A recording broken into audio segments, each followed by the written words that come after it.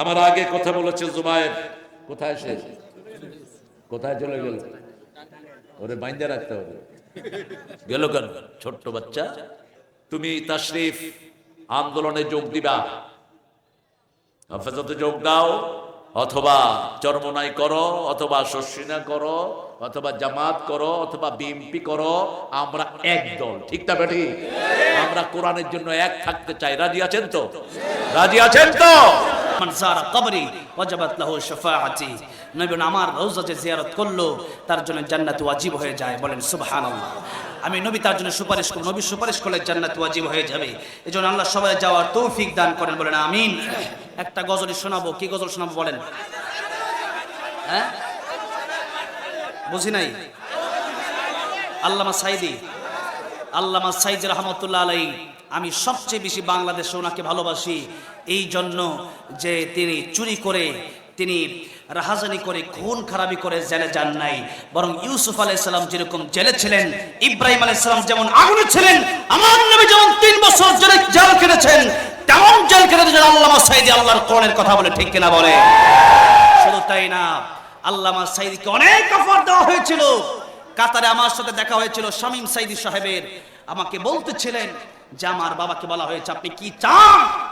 নবীকে যেরকম অফার দেওয়া হয়েছিল, আমার বাবাকে এরকম অফার দেওয়া হয়েছিল যে আপনি শুধু আমাদের পক্ষে চলে আসেন, আমাদের বিপক্ষে কোনো কথা বলবেন না।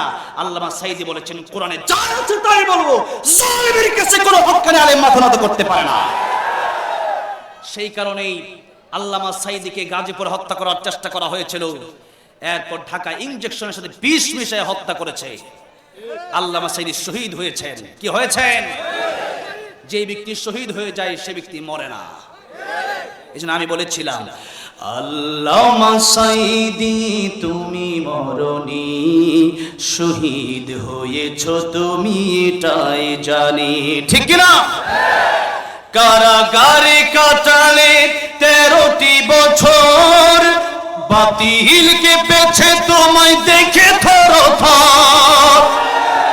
কারাগারে কাটালে 13টি বছর, বাতিলকে পেছে তোমায় দেখে থরথর। তুমি যে ছিলে মোদের নয়নমণি, শহীদ হয়েছ তুমি এটাই জানি, শহীদ হয়েছ তুমি এটাই জানি। দেখা তো হবে না আর এই জীবনে, দেখা হবে জান্নাত ফুল বাগানে। এই আশা কবুল করো আল্লাহ তুমি। পড়েন আমিন। এই আশা কবুল করো আল্লাহ তুমি, শহীদ হয়েছ তুমি এটাই জানি। আল্লামা সাইদি তুমি মরনি, শহীদ হয়েছ তুমি এটাই জানি, শহীদ হয়েছ তুমি এটাই জানি। আল্লাহ আমাদেরকে আপনি শহীদের মৃত্যু দিয়ে জোরে করা আমিন। শহীদ মৃত্যু হলে মৃত্যুর কষ্ট নাই, কবরে মুনকার নাকির আসে না, কিয়ামতে আল্লাহ বিনা হিসাবে জান্নাতের মালিক বানায় দিবেন। এমন মৃত্যু চাওয়ার দরকার আছে না আল্লাহর কাছে?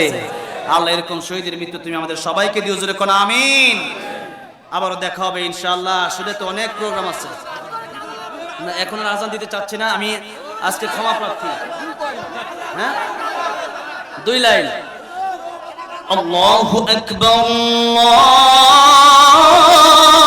আল্লাহু আকবার, আল্লাহু আকবার,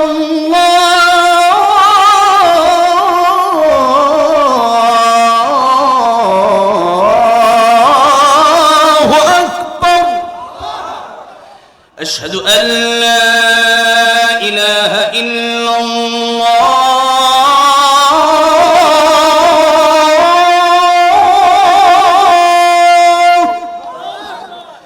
أشهد أن لا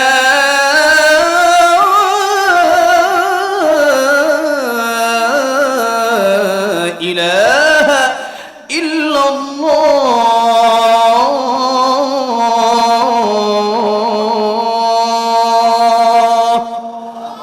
শুনলে হবে না, আল্লাহ সবার 5 ওয়াক্ত নামাজি বানায় দেন। পড়েন আমিন। আসসালামু আলাইকুম ওয়া রাহমাতুল্লাহি ওয়া বারাকাতুহু।